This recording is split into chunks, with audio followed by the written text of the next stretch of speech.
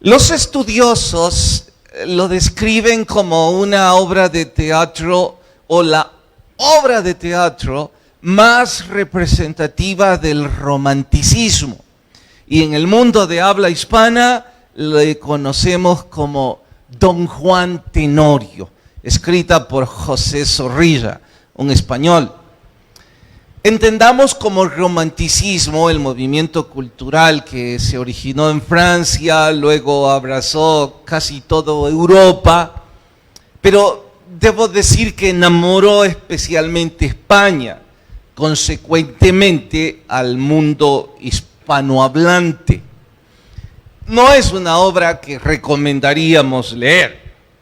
Es más, digo, ni la lean, pero todo mundo hispanohablante, cada vez que quiere referirse a un galán, dice, este es todo un Don Juan, y nace precisamente en dicha obra literaria. Sumado, si no la han leído, seguro alguna vez han visto alguna de sus representaciones en cine o televisión, y lo que queremos es mencionar lo siguiente. En uno de sus capítulos, Don Juan, escuchen, así dice la historia, le concede la oportunidad al cielo de ayudarle a cambiar. En su orgullo y en su altanería, la obra dice que él le va a conceder, o sea, le va a permitir al cielo ayudarle a cambiar.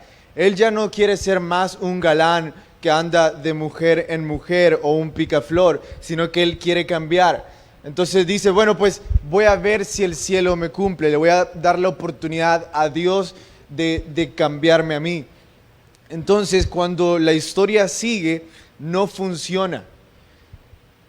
El papá de la chica que él ama no le concede el permiso. Entonces, ante eso, él dice una de las frases que quedó inmortalizada de ese libro y a lo mejor algunos de ustedes la han escuchado. Y dice más o menos así: llamé al cielo y no me oyó, y ahora pues sus puertas me cierra. De mis pasos en la tierra responda el cielo, no yo. ¿Qué quiere decir eso? Bueno, él está diciendo, ya que el cielo no me concedió lo que yo le pedí, ahora la culpa de mis actos no va a recaer sobre mí, sino sobre el cielo. De una forma altanera diciendo, ahora yo soy libre de pecado porque el cielo tiene la culpa de lo que yo soy. Antonio Cruz, en su libro Parábolas de Jesús, auspiciado por Unilit, por cierto, también de origen español, dice al respecto: ¿habráse visto mayor soberbia?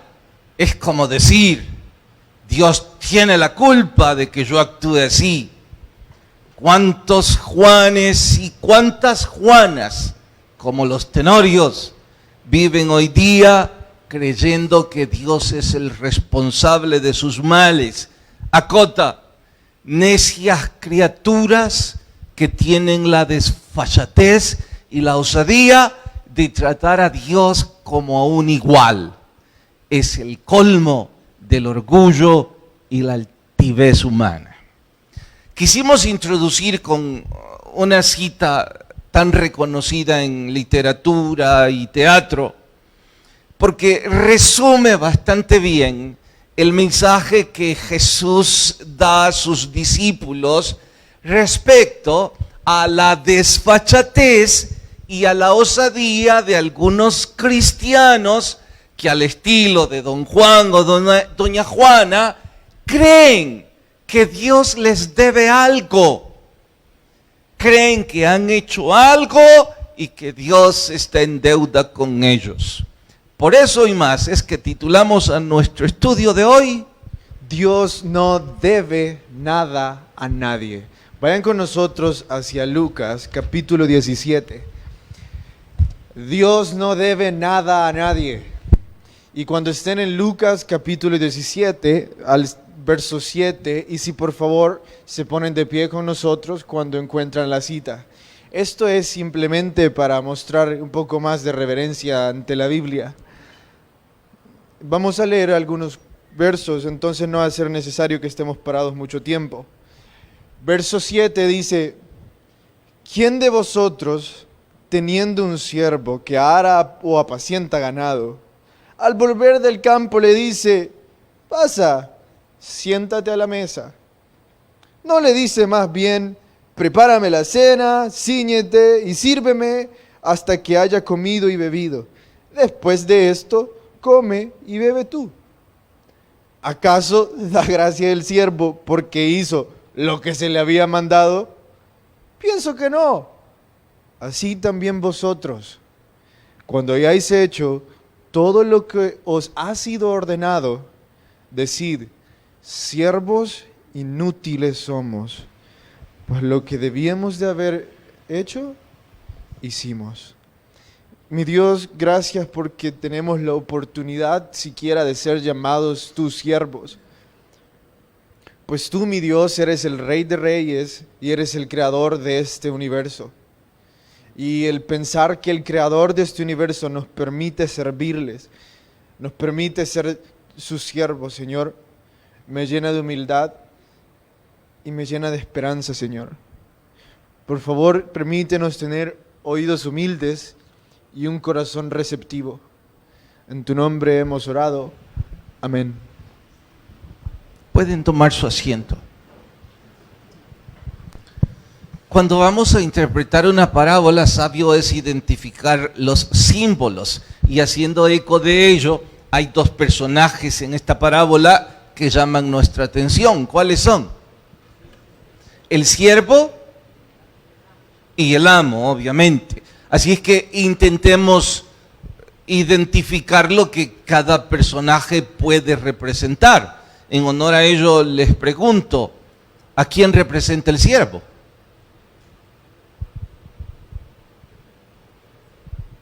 ¿A quién representa el siervo?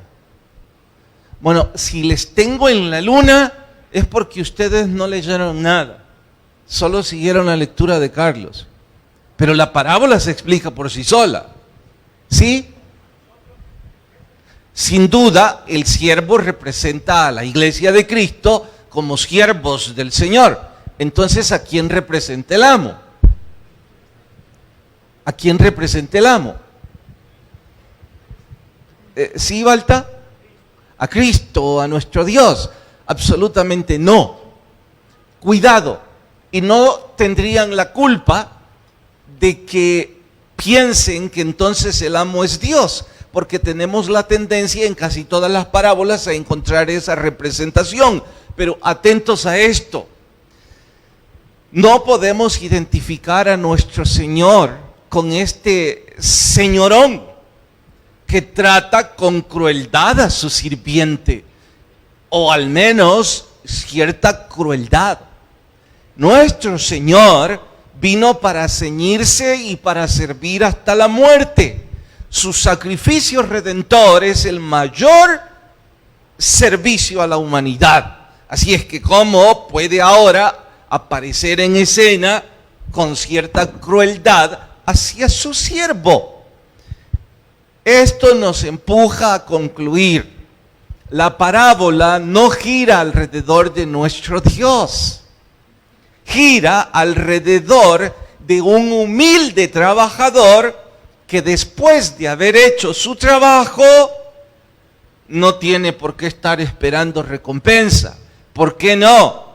Porque hizo lo que debía hacer como trabajador.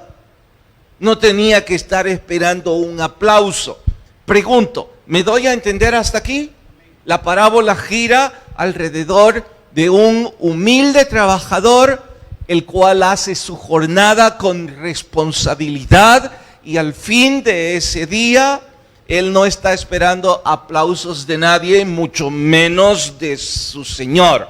En ese contexto empiezan las enseñanzas y las aplicaciones prácticas para nuestra vida diaria. La primera aplicación que vamos a aprender tiene que ver con nosotros entender para Dios qué significa nuestro servicio o qué es. Entonces voy a ser bastante bíblico y bastante literal para que ustedes y yo entendamos qué significa. En Isaías 64 habla sobre trapos de inmundicia, que nuestras obras más justas, las obras que nosotros creemos que son más justas, para Dios son como un trapo de inmundicia. A lo mejor ustedes no están familiarizados con el concepto de trapo de inmundicia, entonces yo se los explico. En aquel tiempo, ustedes sabrán, no existían las toallas sanitarias para la costumbre de las mujeres. Entonces lo que ocupaban eran trapos especiales para ese momento del mes.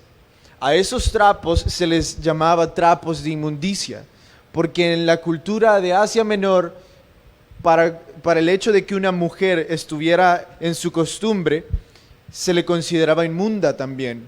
No porque sea un acto desagradable, sino por cuestión de higiene. Entonces se le pedía separarse de la sociedad un rato. Por lo tanto, como se consideraba inmunda, también el trapo se consideraba inmundo, porque ahí se ponían los desechos de sangre de una mujer. Ahora, imaginen ese trapo gráficamente y Dios dice, lo que ustedes hacen para mí es como ese trapo. Cualquier cosa hagas. Cualquier cosa, no importa si es bastante buena, si es bastante justa, no importa si donas $1.000.000 o un centavo, sigue siendo un trapo sucio. Recreémoslo. Voy a suponer que sos el hijo de Benjamin Bloom y no mi hijo.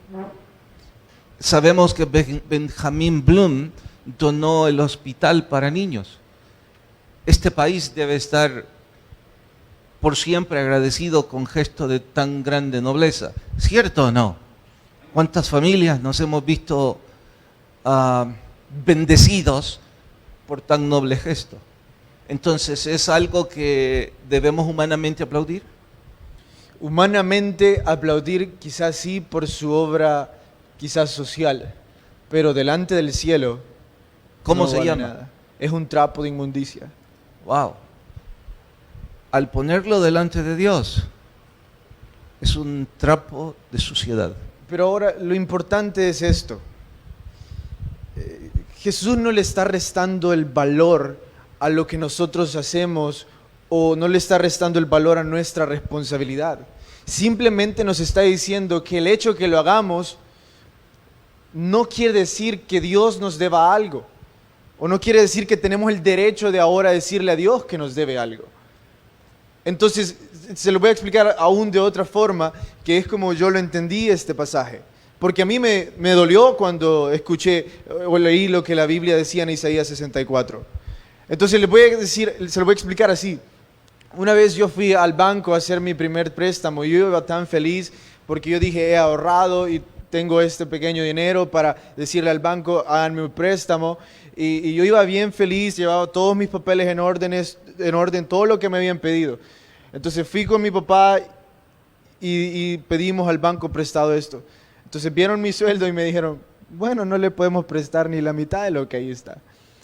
Y la cuota va a quedarle casi a la mitad de su sueldo. Entonces yo iba tan feliz porque dije, tengo algo que ofrecer. Y me dijeron, no. Entonces luego le comenté a un amigo y me dijo, mira, ¿y por qué no nos dividimos la cuota? Y también no nos dividimos las ganancias del negocio, del préstamo que querés hacer. Yo le dije, me parece bien. Fuimos con mi amigo y mi papá al banco otra vez y esta vez nos dijeron, sí, pueden hacerlo entre dos, no hay problema. Pueden dividirse la cuota y entre lo que tienen entre los dos les podemos dar el préstamo. Y yo estaba tan feliz. Nos aceptaron el préstamo. Nosotros somos como yo cuando iba solo. Realmente lo que tenemos que ofrecer a Dios es como un simple trapo de inmundicia. Pero luego Jesús viene a nuestras vidas y dice, tú no eres suficiente, pero mi sangre sí es suficiente. Entonces cuando vayas delante de Dios, mi sangre es suficiente para purificarte. Y que lo que tú hagas delante de Dios ahora sea aceptado como un aroma grato. Pero no podés negociar con algo que no es tuyo. Y lo que le da valor a lo que tú haces, no eres tú, soy yo, dice Jesús. En resumen, podemos entonces decir que lo que ellos están haciendo este día, bueno, hablemos del domingo pasado, que fueron a servir a la misión, que se pasaron todo el día allá, que soportaron calor, el sol de mi Jesús, que a lo mejor no almuerzan bien. los hermanos de Campo Blanco se despiertan muy temprano. Todo eso es trapo de inmundicia. Así que si alguna vez nos sentimos orgullosos de lo que estábamos haciendo y nos creímos buenos o nobles, no lo olviden. Bíblicamente hablando, es trapo de suciedad, de forma literal, delante de Dios. Pregunto, ¿nos hemos dado a entender en la primera parte? ¿Sí amén o no amén? Bueno, entonces, si han entendido bien eso, solo quiero concluir diciendo que no piensen de que involucrarnos en algún ministerio o hacer algún tipo de obra es suficiente para decir que el cielo tiene deuda con nosotros. O peor aún, Dios nos debe algo. Bien, primera enseñanza, de hecho van a ser 8 esta mañana y rompe un poco la metodología de nuestros estudios, que son 3 o 4 puntos, esta vez son 8. Imagine en tan pequeño párrafo 8 aplicaciones. La segunda, esta parábola es una cátedra donde Jesús nos grita a todos: no se les ocurra sentirse orgullosos de lo que hacen para Dios. La salvación no es un premio por nuestra buena conducta. La salvación no la merecemos. Es de pura gracia. Es un sinsentido que algunos piensen que son salvos y que Jesús les ha llamado a su redil porque son bien portados, porque han sido ordenados, porque han sido muy moralistas. El orgullo, la soberbia y la petulancia son un ridículo sin sentido en la iglesia de Cristo.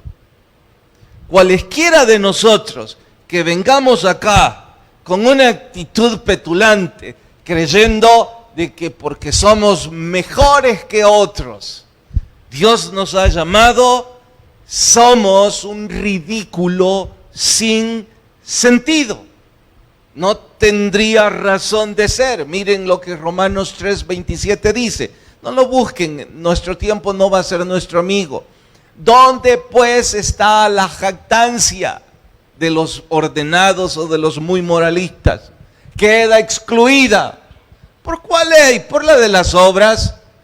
No, sino por la ley de la fe. Está diciendo que si alguna vez usted se puso una camisa o una corbata o un pantalón que haga juego con su buena conducta, usted o yo somos un ridículo sin sentido en el Evangelio de Cristo.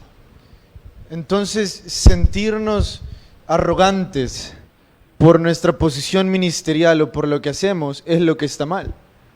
Es ridículo.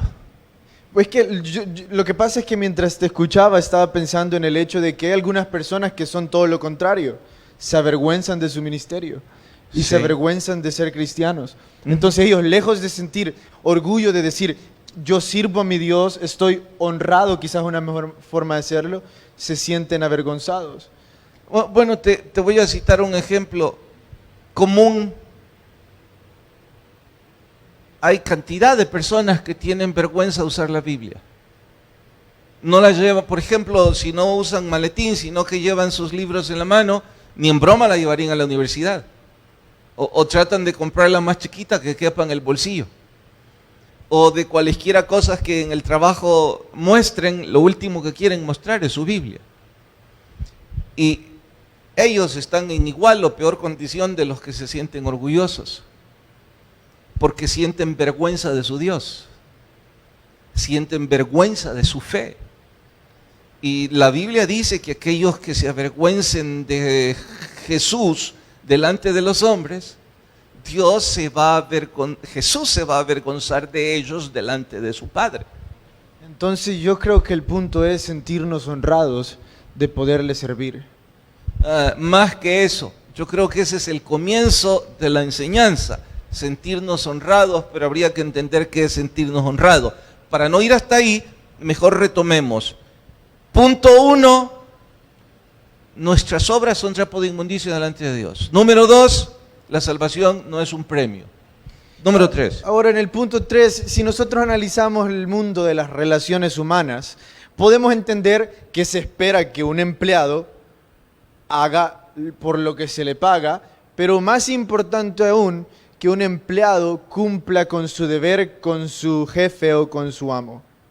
Ahora bien, si eso es lo que se espera en el mundo humano, de las relaciones humanas, ahora pensemos qué tanto más se espera que un discípulo o que una persona que ha aceptado al Señor cumpla con su deber voluntario de servir a Dios. ¿Cuánto más nos espera? Ojo que yo dije que era voluntario.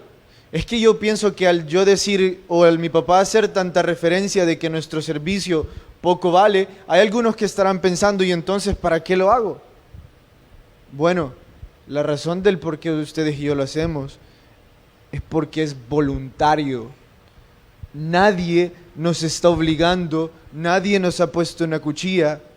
Lo que nosotros hacemos es voluntario y eso significa que nosotros lo hacemos sin esperar nada a cambio.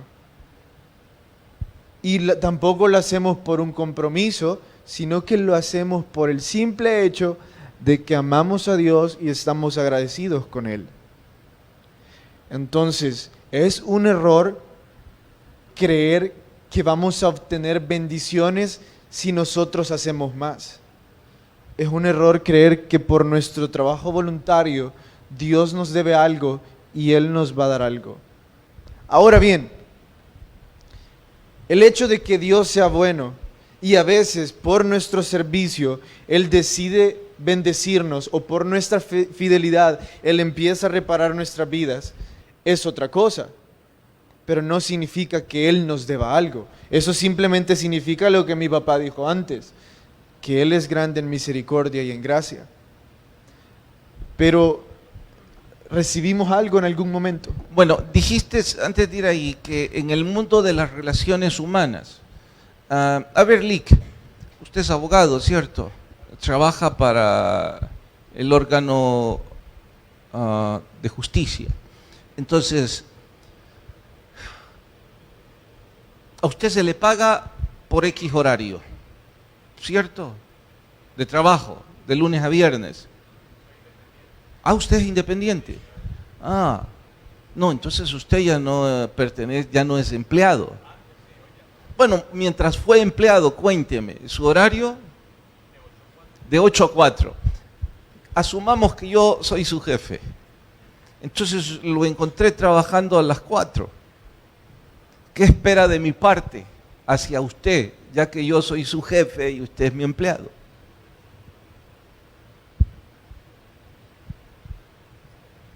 ¿Qué espero yo? De mí, porque lo encontré trabajando a las 4.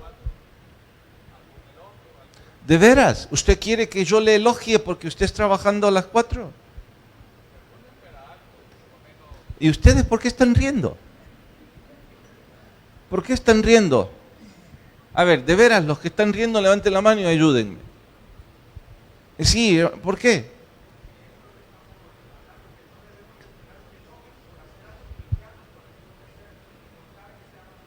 Bueno, está diciendo que yo a usted le pago por trabajar hasta las 4. Entonces, ¿por qué le voy a aplaudir?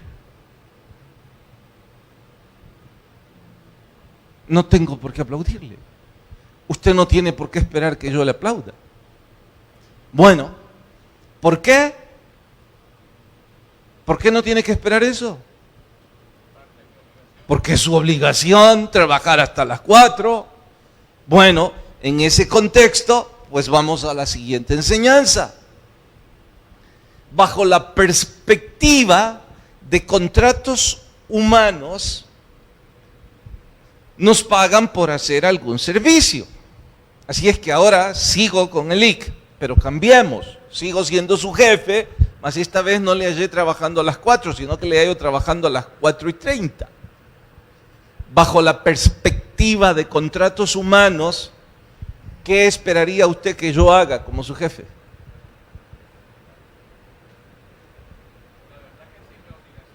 No, porque su obligación era hasta las 4 y lo encontré trabajando a las 4:30.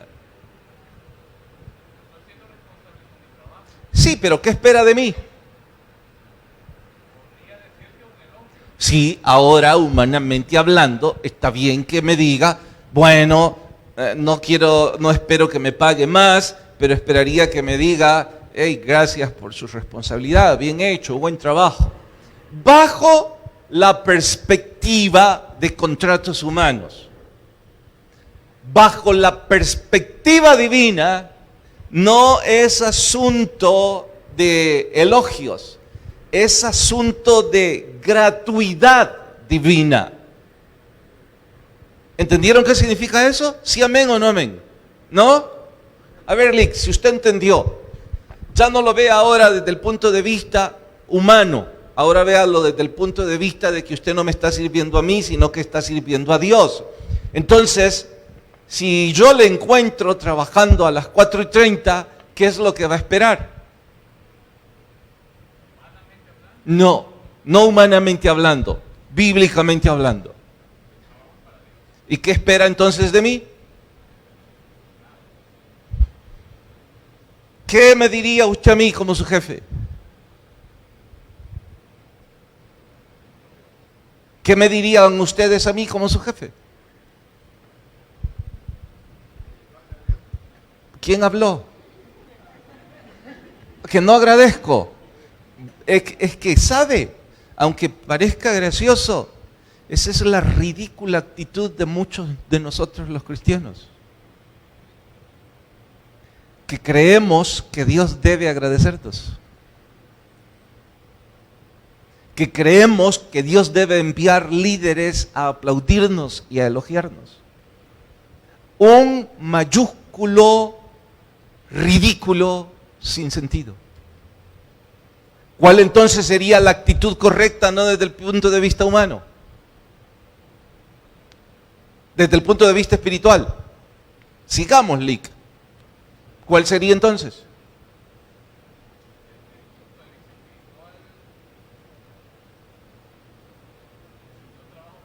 Ajá, ¿qué me diría a mí como su jefe? A ver, ayúdenle, son las 4:30, él trabaja para Dios, yo también, pero lamentablemente para él ahora yo soy su jefe.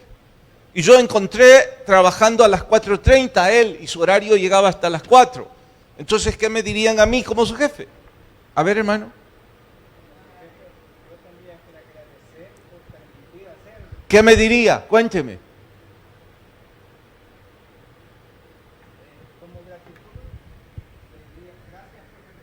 Exactamente. Él diría al jefe, muchas gracias por permitirme trabajar para nuestro Dios. En lugar de esperar que el jefe le dé un elogio. ¿Entendieron? Eso es lo que la parábola está enseñando. La parábola está enseñando que servir a Dios es un honor que yo no merezco. Y si yo no lo merezco, lo único que debo y puedo sentir es gratitud. Gratitud a Dios por mi trabajo. Gratitud a Dios por aquellas personas que me permiten trabajar para Dios. El contraste es que en los contratos humanos y la necia representación de un evangelio barato, algunos cristianos creemos que entre más le damos a Dios, Él más nos va a dar. Y por eso se hacen tan populares los farsantes que enseñan prosperidad.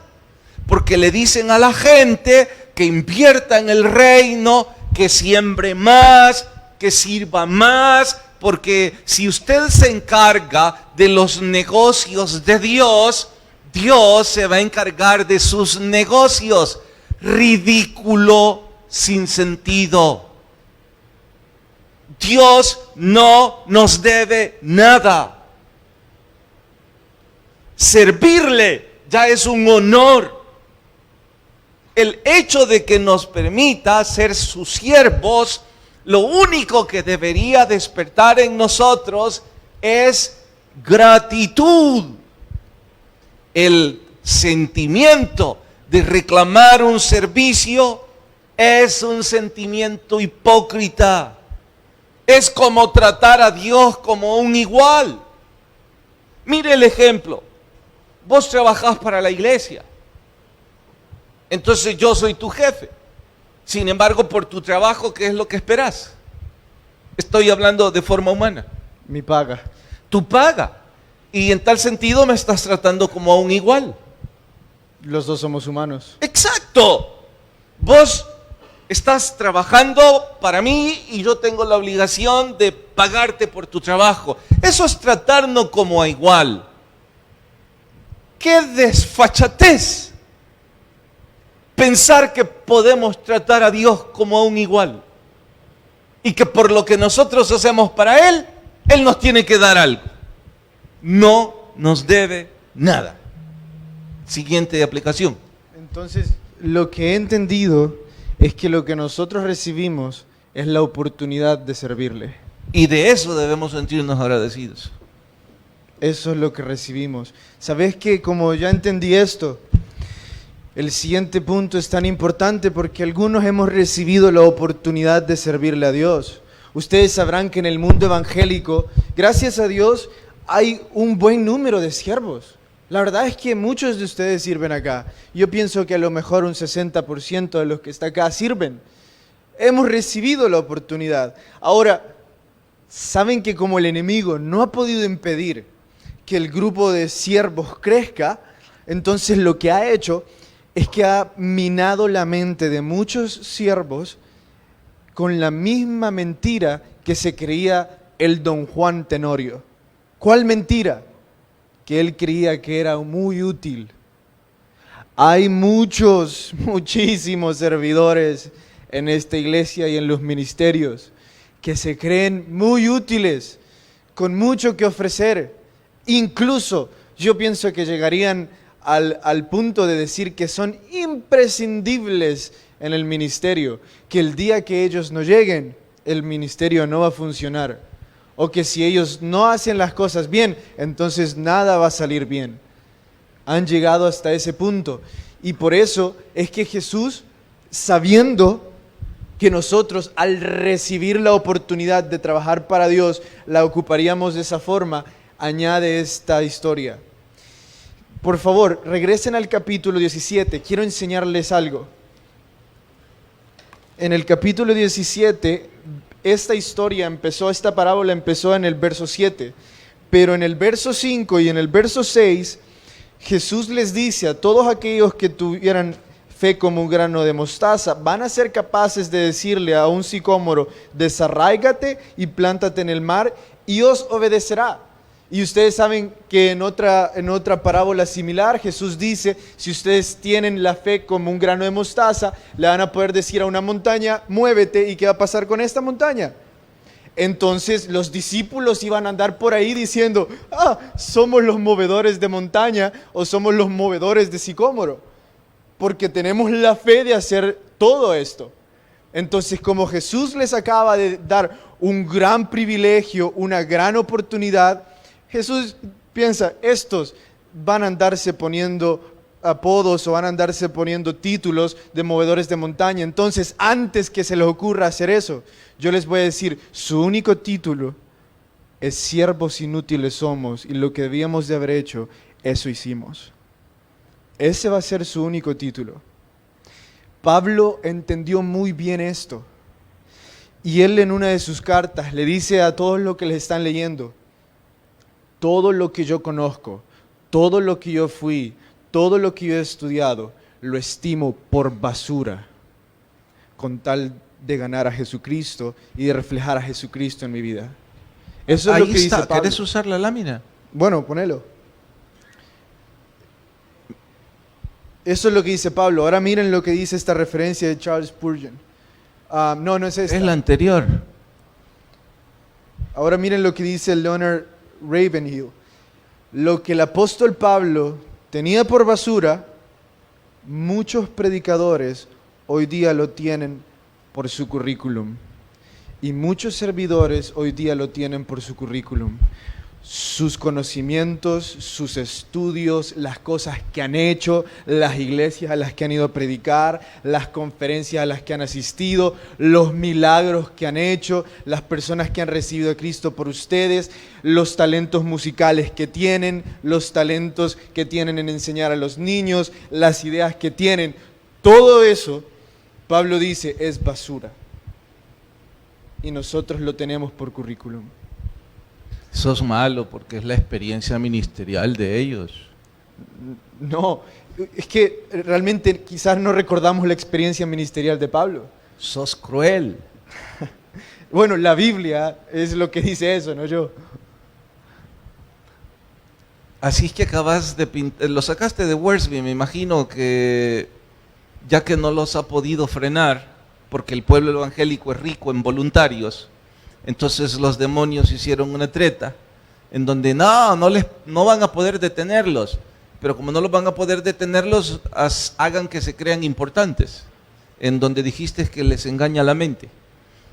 Bueno, eso es parte del club de lectura del libro que hoy por hoy estamos leyendo, pero me llama la atención ese pasaje y te hice la broma en donde dije que sos cruel, porque hay un montón de gente en el ministerio que creen que su experiencia es importante. Y sabes que si no les pones en una posición importante se van. Es que son importantes. O si no haces lo que ellos dicen. Qué bueno que le dije que no a aquel diseñador. Vino el otro día y me mostró una especie de collage, se llama, en donde hacen el fotomontaje de varios. Sí, sí. Me mostró, y no te lo quise ni mostrar, una serie de fotografías de nuestras iglesias filiales que él las ha tomado a cuenta personal. Y me dijo, pastor, ¿qué le parece si la ponemos en su oficina? Y yo me sentí tan emocionado y le dije, ¿y la podemos ampliar? Y mientras hacía todo eso, me di cuenta que era una treta de Satanás. Porque nosotros no hemos hecho nada para que eso suceda.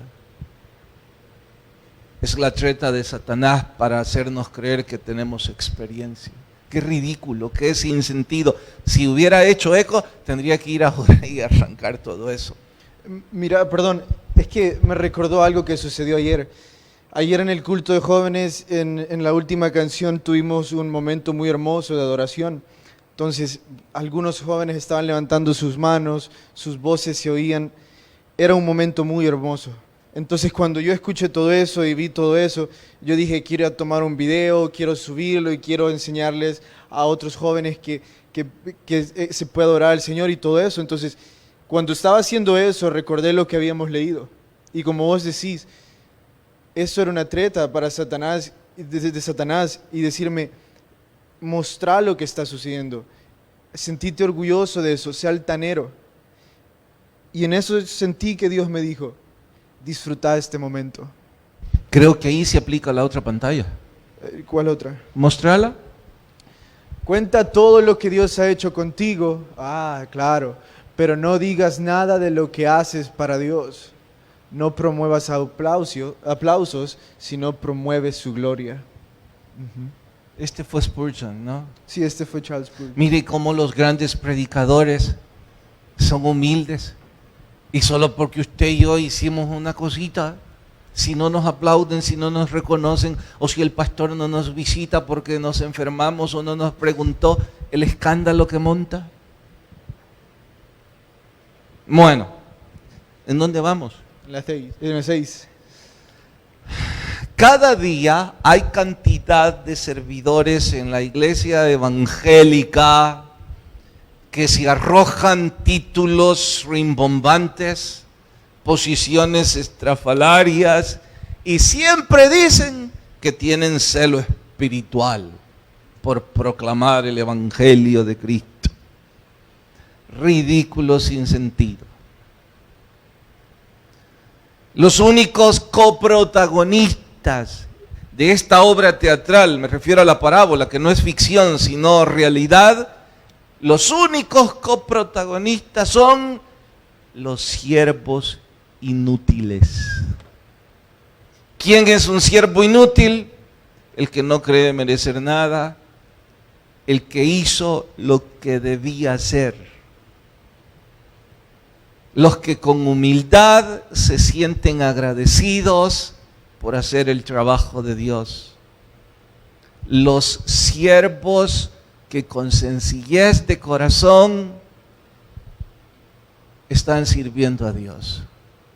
Dios escribe la historia con ellos. Los que se comprometen por amor. Los que no les importa que el predicador, en este caso este servidor, exhorta a los líderes que lo único que buscan es puntos y un reconocimiento deportivo. Ellos se preocupan por el evangelismo en su equipo, ellos se preocupan porque las personas vengan a la iglesia, si no, no los ponen. Ellos se preocupan porque usen Biblia, ellos oran por esas personas, porque con sencillez de corazón están sirviendo a su Dios como un siervo inútil, no como un ganador, no como alguien que quiere ser mejor que otros.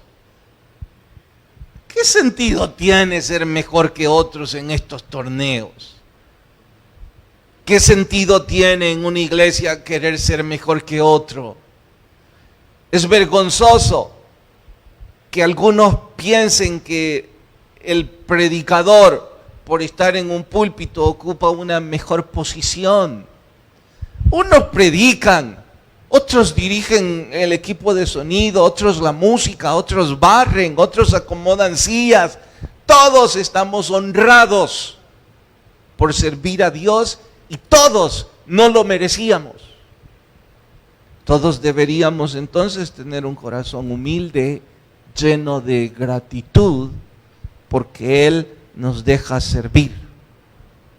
¿Saben? El pasaje que a mí siempre me enternece es cuando Moisés Dios le dijo, te vas conmigo ya. Y Chuck Swindoll dice en la biografía que escribe sobre Moisés que Dios amaba a Moisés porque Moisés amaba al pueblo de Dios. ¿Me doy a entender? Dios ama a Moisés porque Moisés ama al pueblo de Dios. Entonces, en su deseo de amar al pueblo de Dios, cuando Dios le dice a Moisés, te vas conmigo, entonces Moisés cometió una grave desfachatez. Le dice, Dios, por supuesto yo lo voy a parafrasear, ¿no? ¿Te puedo hacer una sugerencia? Imagínese la desfachatez. ¿A quién se le ocurre decirle a Dios, te voy a sugerir algo? Y Dios le dice, ajá, te puedo sugerir cómo debe ser mi sustituto. Como si Moisés sabe mejor que Dios, pero Dios en su gracia, en su amor, y por Moisés creo que dice, vaya pues, abrí tu boca. Entonces Moisés le dice a Dios que sea un hombre con corazón de pastor, que entre y salga con el pueblo, que coma con ellos, que ría con ellos, que sea humilde. No busques, por favor, a un hombre estilizado, estereotipado como hombre de negocios, no un rico y famoso con popularidad. Busca el peor de todos los sirvientes, un simple pastor. Vaya corazón de siervo. Y era Moisés, el gran caudillo. Dirigió 1 millón en ese viaje. ¿Se imagina lo que es dirigir en un éxodo a 1 millón? ¿Se imagina lo que significa solo montar un campamento para 1 millón de personas? ¿Ha pensado alguna vez en el sistema hidráulico del desecho? ¿Cómo le hacía? 1 millón. Vaya que era todo un personaje. Y dice, solo necesitan a un pastor. Está en Números 27:17, lo pusiste.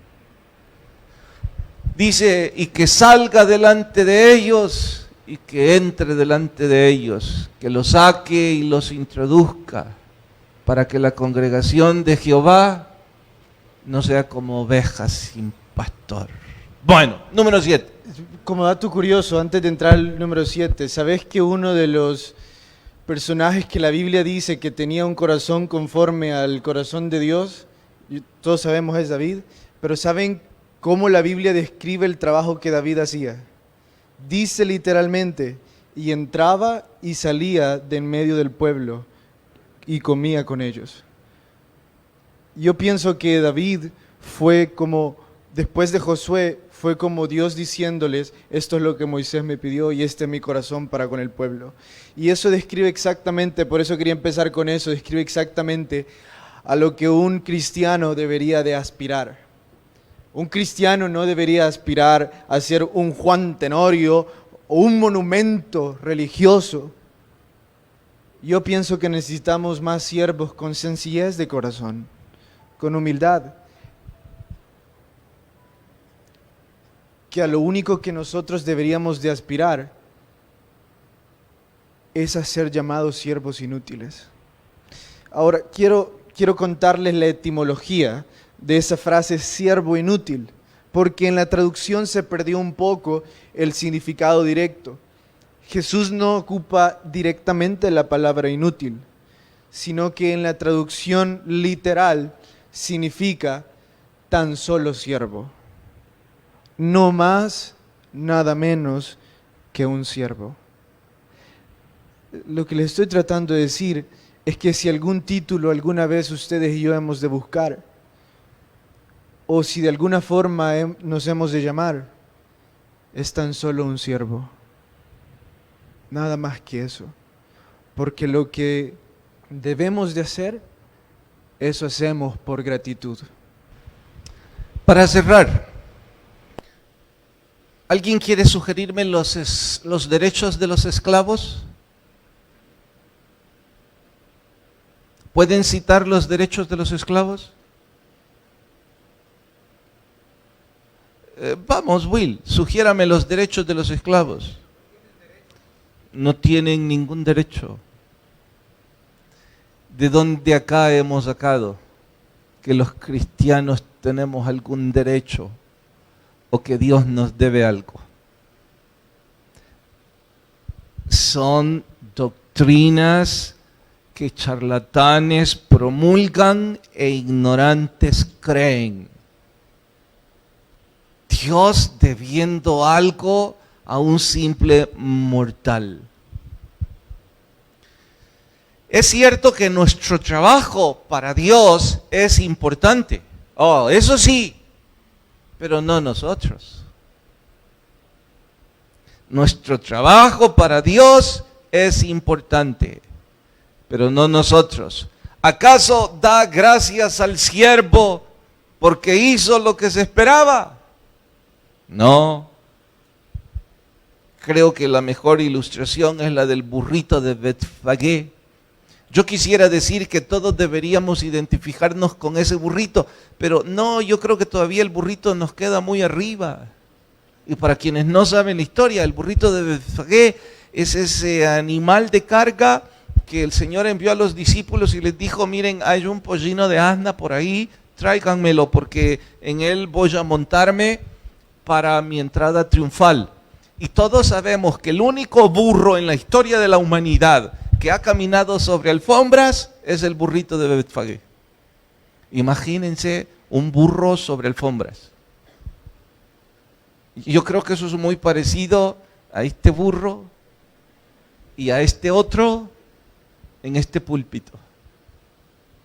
Que Dios nos dé el privilegio de ocupar un púlpito no significa que nosotros valgamos algo.